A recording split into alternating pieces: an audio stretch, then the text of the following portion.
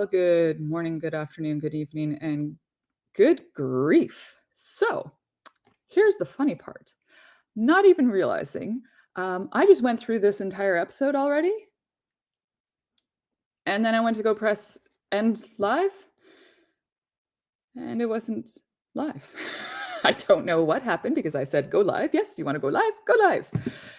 Went through the whole countdown and everything, went through the whole topic and all. Anyways, I am your host, Heather Clark, your declutter expert. And apparently, I'm decluttering myself from this show.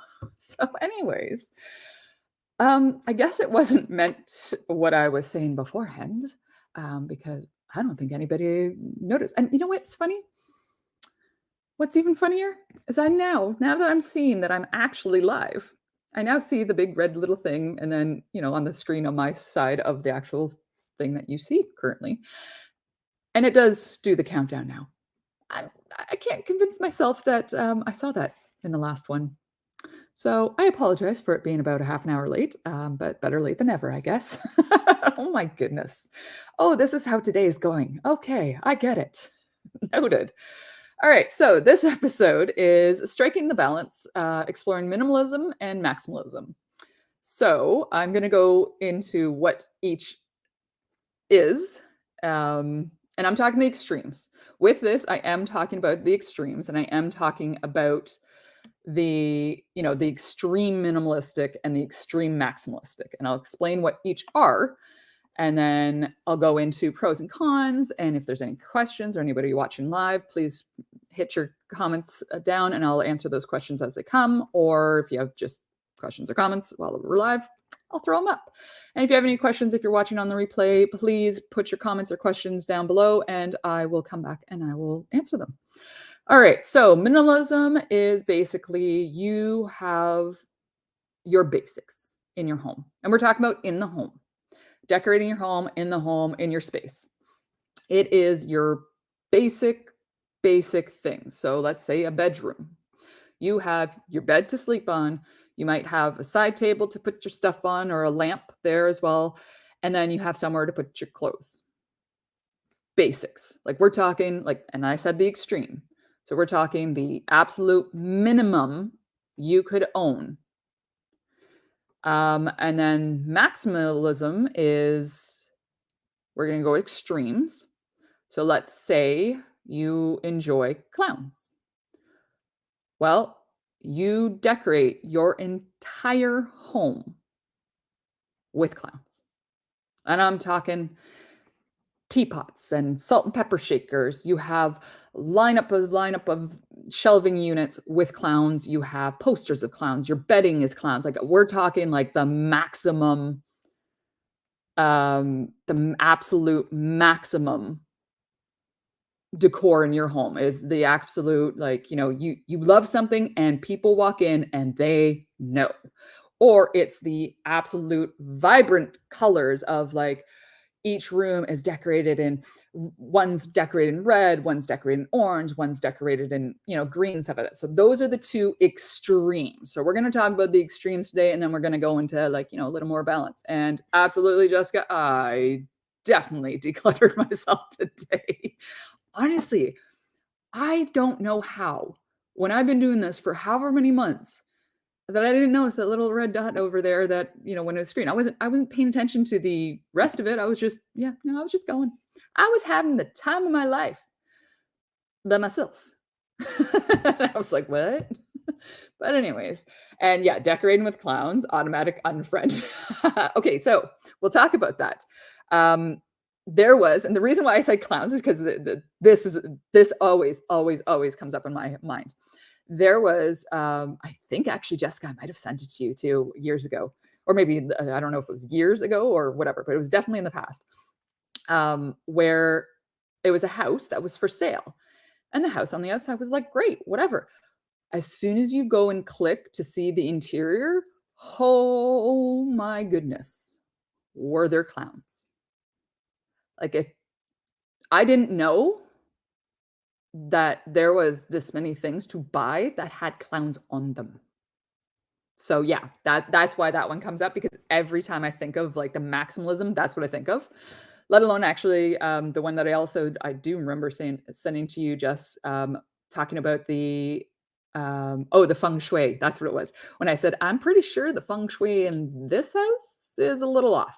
It was like I'm explaining to the audience and stuff like that. It was very dark, very gothic, which cool. If that's your thing, by all means, obviously this is this person's thing. But for me, obviously, to visit that home, the energy of it would have been off, and I would not have been able to visit that at all.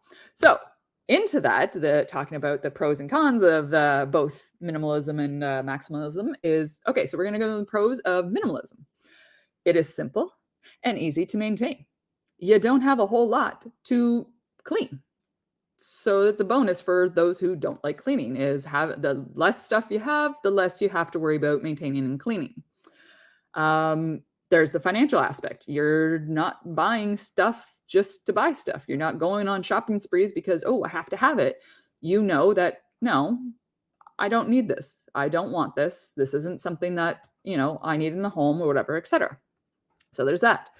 You've got more intentional with living. So again, you're not worried about the stuff. You're not worried about, like, the things you do have are the basics. You are literally understanding that this is all I need to live.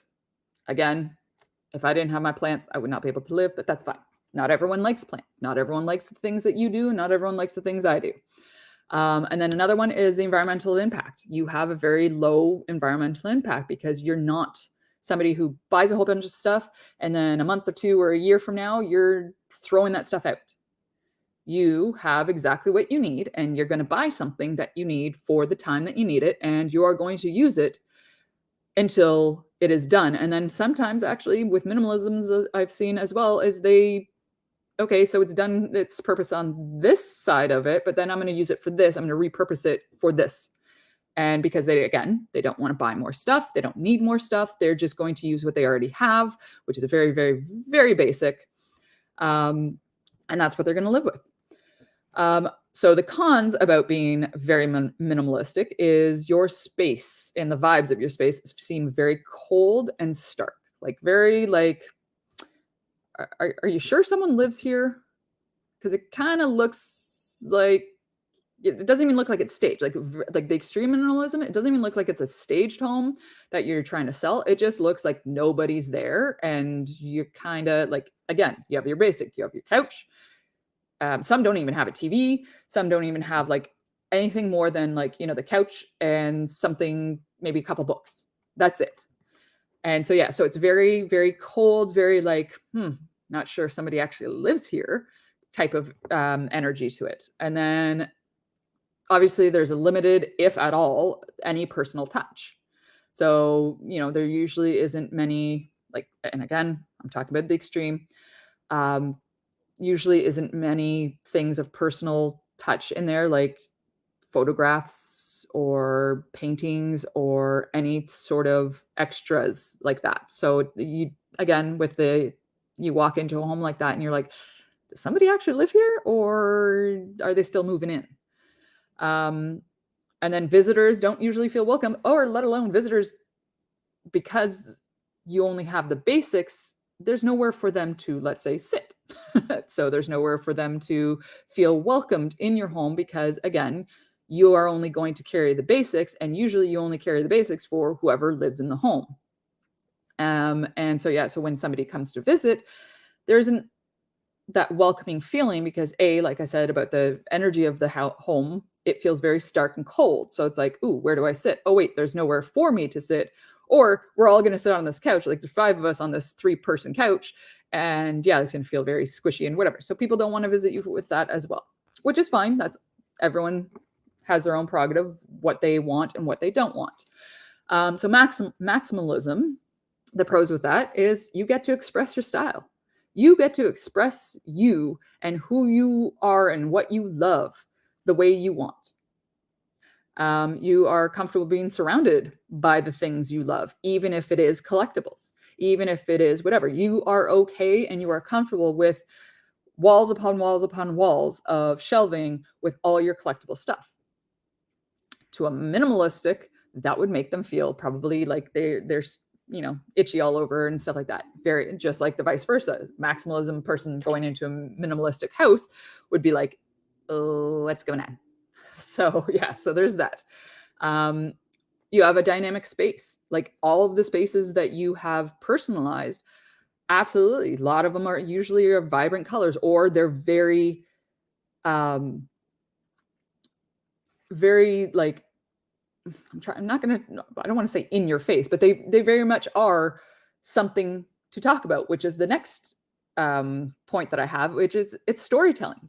Chances are, if you're maximalism or if you're a collector or whatever, you have a story to tell of those objects. You have a story to tell. Let's say, let's go into the example I used on the last thing that I thought I was live with, but anyways, was animal print. So let's say you absolutely love animal prints, like you are obsessed with animal prints and you want to decorate your entire house with them. Well, likelihood of animal prints is you've got stories to tell of where you got each one of those items. Maybe you had a friend that was in Africa and they absolutely knew you as somebody who loves animal prints, so they got you from a local mom and pop shop type of thing. They got you this animal print, whatever. And they brought it back for you and, whatever, et cetera. And there's a story to tell. And the story that they got from the mom and pop shop, from the person that owned it, now that's a story that they told your friend told you, and now you get to tell other people. There's storytelling to a lot of things. If you collect items, there is stories to that as well. So let's say, you're collecting superhero stuff. We're just going to use that. I didn't actually use that in the last one. I forget what I used, but superheroes. And you've got a whole bunch of collectibles and stuff like that. And you actually have a story because you went on eBay one day and man, oh man, you've been wishing and praying and hoping that this one particular action figure was going to be on there. And oh my goodness, it absolutely was. And they only make these, like it's from the 1960s or whatever the case may be. And you managed to get it and you won that bid and you got it. They shipped it. It was perfect condition. It was still in the original packaging, all that stuff. There's a story in that as well. Like it's really cool to like hear certain stories that people have of certain items in their home. Like I know with me, I have picture frames of a whole bunch of photos of, my sisters, myself, my cousins, aunts, uncles, whatever from, when we were younger and stuff. But the cool thing about that is those picture frames and those pictures themselves were hanging on the walls of my grandparents' place. So those in itself have a story. And actually there's a particular picture that if I was to send it out to my cousins and my sisters and, a few people in the family, we laugh because it was a picture that they used to say was my leprechaun photo, which maybe one of these days I'll make a post about it in social media, whatever, which I think I've actually got it on social media somewhere, but it's funny because they always called it leprechaun. My hair was like little blonde and curly, and it was very, very, very like you could barely see it there. And just the way that my face was, and I had like little teeth. I think I was I'm looking at it right now. I think I was maybe, you know what? I'm going to show you. I'll be right back.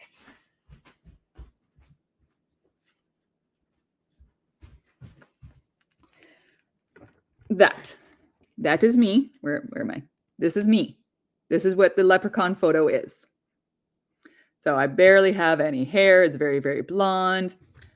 So yes, that if I show my family that, they know that as the leprechaun photo. Like it is the funniest thing to even, I'm sure at the time when I was younger, I was like, I'm not a leprechaun. But now I laugh. I laugh because it has a story, because it is something that we talk about. So everything that usually a maximalistic person has, there's a story to it. And it's something to be able to tell people when they come and visit, or, if they send pictures or anything like that, or whatever, there's a story to tell. So that's one of the things that Jessica, you could have been on the Lucky Charms box. Yeah, see, it very was like, I'm not, now that I'm an adult, very much, I absolutely can appreciate the fact that I could have turned that in. Like if my parents dressed me as a leprechaun for Halloween that year, it would have been beautiful. It would have been perfect. The little top hat, the, green and everything. Yeah, would have been absolutely perfect.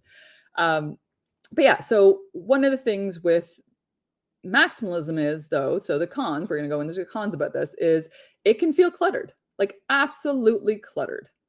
Like you have a home, with the maximalism, let's go back to the clowns. it would be cluttered. Like you have top to bottom, left to right walls filled with clown stuff. Your cupboards are filled with clown stuff. The only thing you have is clown stuff. Like it can feel very overwhelming and cluttered. It's hard to maintain and clean as well because unless you have those separate cases, like the plexiglass cases for every single thing, everything's going to get dust on it. You have to maintain that. You have to clean it. You have to vacuum. You have to be on top of that because that can actually cause health issues if you don't. That's a big thing. And that's another con is the health issues of it, which tie into the fact if you don't maintain it, that absolutely, I promise you, will cause health issues with all that dust, all that, because dust is dead skin and everything like that. If you've got pets, you got dander, you got all that stuff. With the maximalism, there's the chance of tripping over a lot of things and hurting yourself, injuring yourself physically. So there's that. And then obviously the cost of collecting all these things, the cost of, changing the decor or making something, or the cost of, the one that I said it was not very feng shui friendly. It had like, I forget exactly what it was. I'd have to go back to see, but it was something that came out of the wall. So they had a custom made figure coming out of the walls on each room type of thing. So they would have had to get that done. So that would have cost a lot of money. And, it's very costly to keep those things because think about the stuff. Let's say you're a collector, you're somebody that collects, let's go back to the superheroes or whatever. Well, that superhero thing, the likelihood of you seeing on an eBay and that was what you wanted, you're probably more likely to spend more to win that bid than if you weren't a collector and you'd see that and you'd be like, oh, that's a lot of money for that. Oh, no, I'm not buying that. But it was something that you've wanted for a while. You're more likely to probably even go into debt in order to attain that rare figure so that you can add it to your collection. So financial part of this and the cost of it is huge when it comes to maximalism. And then obviously, let's say you're, decorating for the time right now. Well, decor changes. The styles change. So now it may be working for the styles and may work for all that stuff. But then, 2-3 years, heck, sometimes even a year from now, next year, that style changes. And now it's like, oh, well, I'm not in style anymore. Okay, well, I want to be up to date. So now you have to spend more money and, paint again or, buy different furniture or whatever the case would be. Now, mind you, some things that are back from the 80s and 90s are coming back somehow. Because as I was saying, my son is actually his outfits and stuff like that are something I'm like, whoa, that's bringing me back into when I was young because those are the type of belts we had. Those are the type of pants we had. Oh my, even my daughter and her friends too. Like we're seeing like the jeans and stuff like that. Like I was like, whoa. I was like, way to take me back in time. So if you wait maybe about 30 or 40 years, your decor might come back. But if you can't wait those, 30, 40 years, then by all means, again, you're going to spend the money on changing the decor.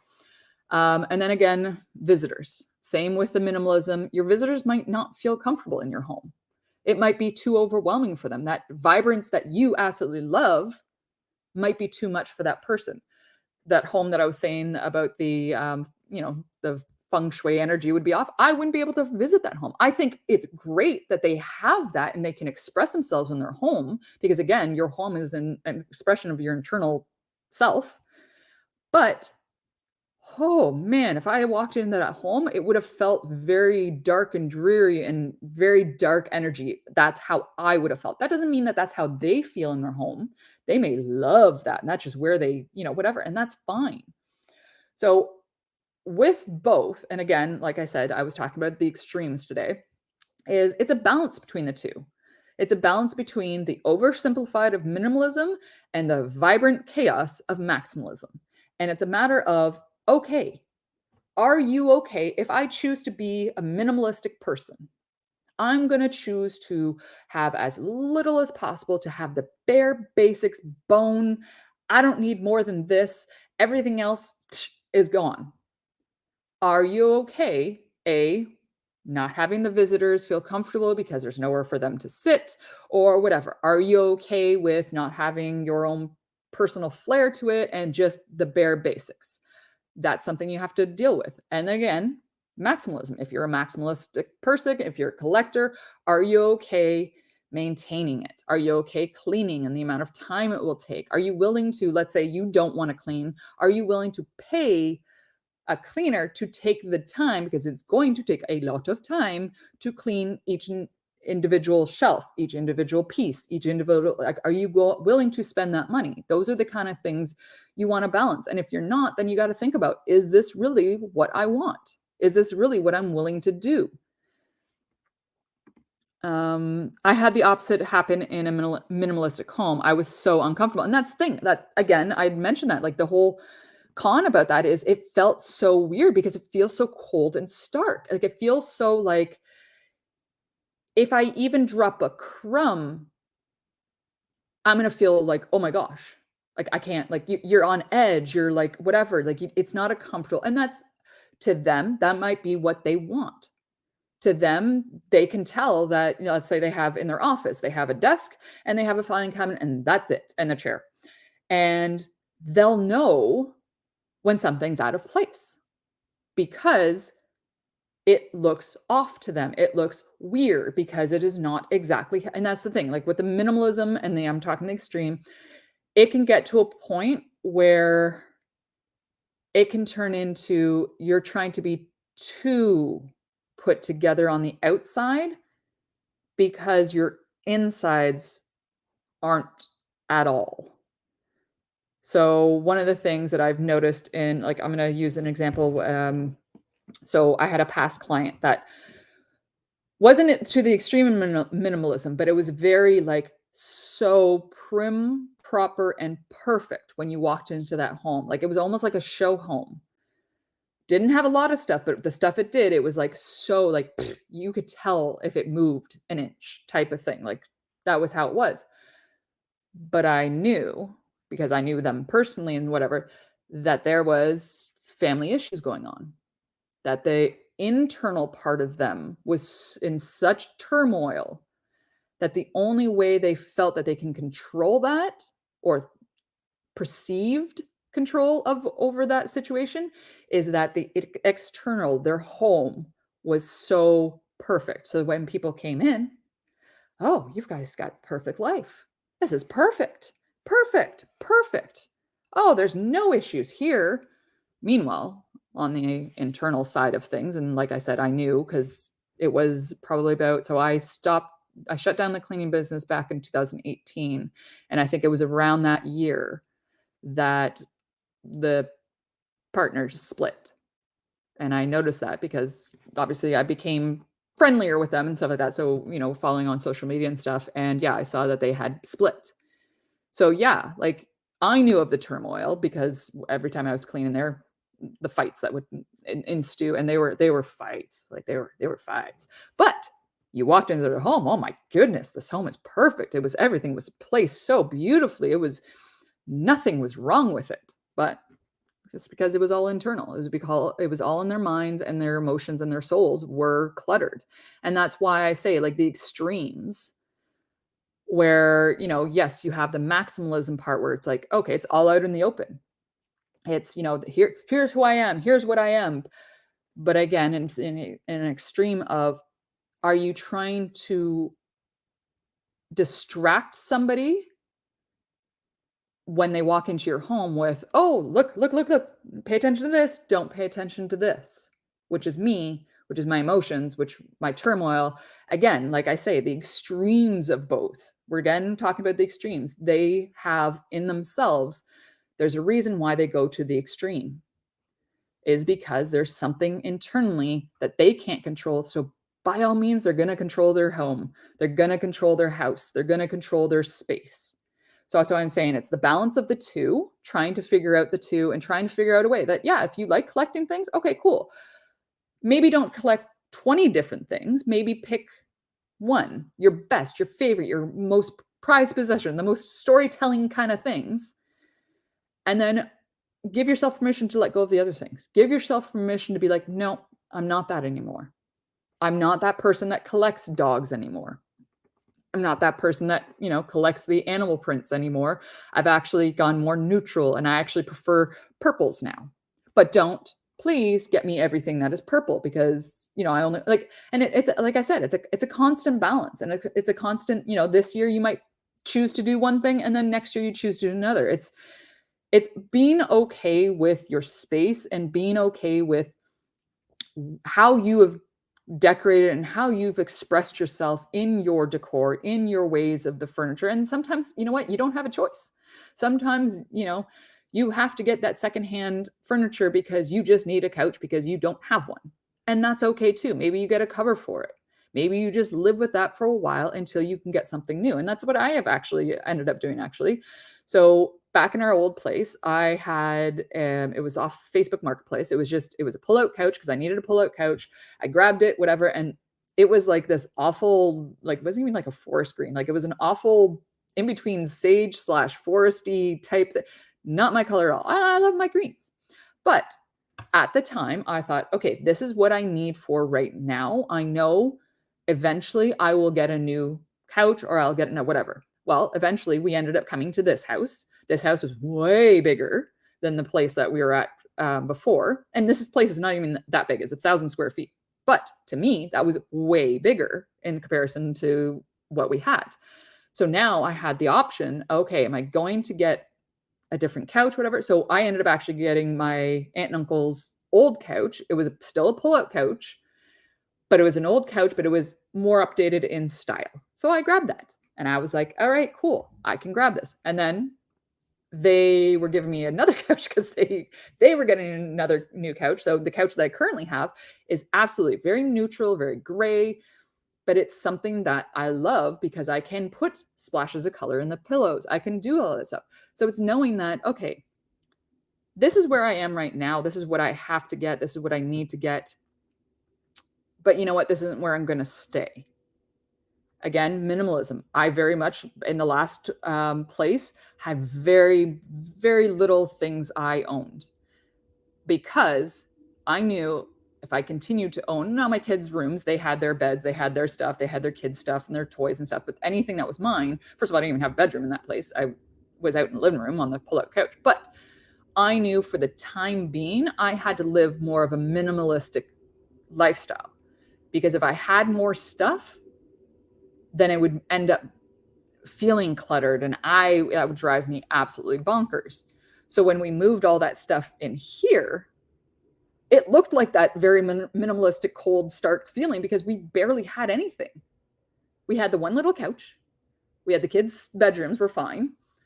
But in my bedroom, I had nothing because I didn't have a bedroom. So now I'm like, oh, well, now this looks like I guess I got to get some stuff.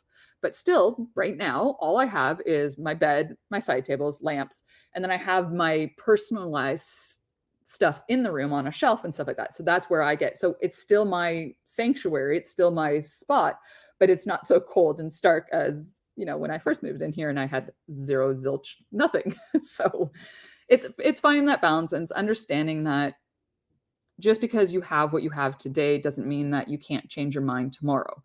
And also another key thing that I say too is just making sure that you're not the only, like if you're a family, let's say a family of 4, and there's you, your partner, and 2 kids, but you are the one that wants to decorate everything.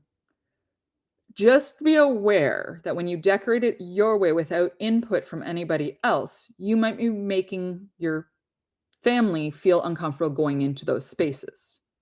So let's say you make a space. Let's go to the extreme. I'm always going to go to extremes with these. Let's say you make a space and you want to paint the room black. Well, maybe your kid really, really feels uncomfortable with that color because color does have an energy to it. Maybe your child just cannot be in that room. And so you try and force the child in the room because you're like, no, come hang out with the family. This is where we are. And the child just feels uncomfortable. That's something you got to pay attention to is you're not the only one in the home, if you're not the only one in the home. So make sure that it becomes a family thing, that it's comfortable for everybody, even if they get there, like I said a couple of episodes ago, making everyone their own space and making sure that that is their space. They get to have a choice on it and they get to decide what goes in there, how it gets decorated, what colors in there, all that kind of stuff. Because just because it makes you comfortable doesn't mean everyone's going to be comfortable in that area. So I remember my stepdad painted the cabinets black when my mother was at work. That would be a Jerry Springer episode. Oh, yeah, see, that's the thing. Oh, I could not stand, I would not be able to stand that. Like, I don't, and that's the thing. Like, so this is probably why I could never live with another adult in the house, like a male or an adult. And this is why I've probably, knowing at this point in time, I do not like black furniture. Maybe because black furniture absolutely shows the dust and the dander and anything else that's in the house. But I don't like the dark woods. I don't like the dark furniture. I prefer white furniture or like colored, depending on what it is. The only thing I have, which way do I sit? Okay. So I have got, oh, you can't even see it. I have got this black shelf right here. This is the only black shelf I have in the house. It drives me nuts. So I could not even imagine these cupboards in a kitchen being black. That would drive me nuts. So for him not to actually, go and talk to her and say like, hey, can I paint them black? No, that makes it, whatever, feel very dark. And that's the thing. Like, the darker the color, the more condensed the room feels. The lighter the colors, the brighter and more open the space feels. So that's why you actually see, like, in tiny homes, like tiny homes on wheels or tiny homes, they have it very usually just white. Usually some places, they'll put one wall, one accent wall, whatever, a color or some sort of like wallpaper. But for the most part, a lot of the tiny homes, because they're already condensed homes, they try and make it just feel airier. And I love tiny homes. I absolutely want a tiny home on wheels or something like that to go traveling with the kids eventually in the future or whatever. But that's one of the things to think about is the more stuff you have, the more condensed it feels. The darker the room, the more condensed it feels. The lighter the room, the lighter it feels, and the more airy and open it feels. So those are kind of some of the things you want to think about when it comes to these extremes or balancing it out, is making sure that, yes, everyone's on board. You're not painting something that, the other person's like, oh my God, I can't believe that. And that makes them feel uncomfortable. And then, by the way, it causes that internal clutter of the emotions because they are now resentful with you. Yeah, that's basically what I have for today. Just talking about the extremes again and finding that balance in between. And, yes, okay, if you want to be more minimalistic, then cool, that's fine. But also make sure that you put some effort into putting your personality into it so that when people do come over to visit, they don't feel weird and uncomfortable and that it feels very cold and impersonable. But also, if you're the maximalistic person and, you have people over and they're like, whoa, this is a little too much, understand that they may not want to come visit. You may have to go visit them. And it may be, or you both have to visit in a neutral location in the public or something like that, because neither one of you feel comfortable in either home because it's so not your personality. So that is it for this show. Now that I actually know that it's live and has been live, that was the funniest thing. Like, I kid you not, I wish I had recorded my facial expression when I went to go end the stream and I went, wait a sec, I haven't been live this entire time. Anyways, so again, sometimes you just got to declutter what you were saying before. The universe has other plans for you. Okay, my next show is Wednesday, October 18th at 10 a.m. EDT time. And what we're actually going to do is, so last episode, I had actually talked about decluttering through trauma and stuff like that. I'm actually going to do a series of different traumatic experience. Now, obviously, I can't go through everything. And obviously, me going through a lot of these is probably going to be very emotional for a lot of people, let alone myself, kind of thing, because there's lots that I've gone through when discussing these things that I will be discussing in these series. But so next week on next time on October 18th, it will be discussing major disasters, so like a home flood or a tornado that hits your home. And we're going to go over different aspects of that and how to, like, hey, first of all, how to even start to declutter, how to even start, and also just giving you areas, because of personal experience, of where to go locally to get the help you need for those major events and major disasters kind of thing. So that will be the next show.